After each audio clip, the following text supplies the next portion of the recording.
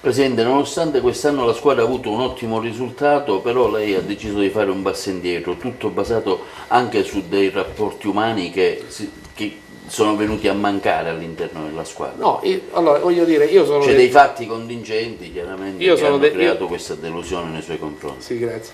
Io sono dell'idea che la fortuna molti dicono è come se si trovassero a casa loro. E io ritengo che quando uno è a casa propria deve rispettare tutti. Non mi sono sentito così rispettato durante l'anno, nel senso di avere univocità di intenti nel fare le cose e nel farle bene.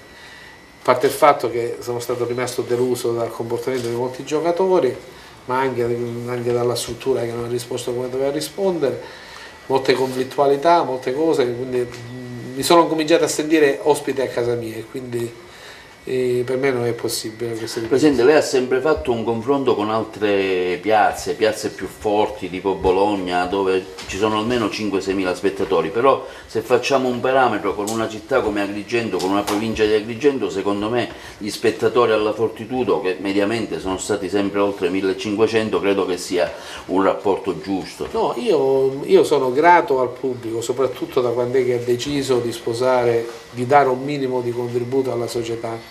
Sono grato al pubblico e immensamente grato a quei tanti piccoli sponsor che abbiamo.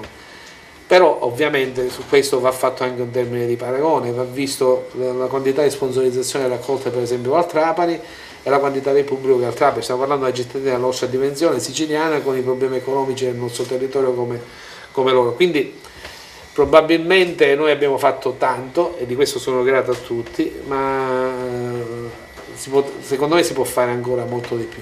Il fattore economico è importante, lei ha portato avanti una tabella dove ha investito oltre 16 milioni di euro, sicuramente una cifra molto grossa per la nostra economia, anche per lei. Tenga conto, in quasi 20 anni questi sono i soldi che noi abbiamo pagato, ma sono stati fatti, voglio dire, non è, oggi onestamente non è un problema economico. Sicuramente è un problema di confronto con quelle che sono le realtà economiche del nostro territorio. Noi tenete conto che è una società in cui proprio perché stiamo andando a lavorare in moltissime altre parti del mondo continuiamo a licenziare personale, e quindi per rendere sostenibile l'attività produttiva e rendere insostenibile l'attività del basket mi pare che siano due cose che non possono andare ognuno per i fatti loro. Penso che sia giusto che ad Agrigento si spenda per il basket quello che, voglio dire, può rappresentare Agrigento. Non è sicuramente la Serie C, ma sicuramente non è neanche la Serie A, ecco, da questo punto di vista.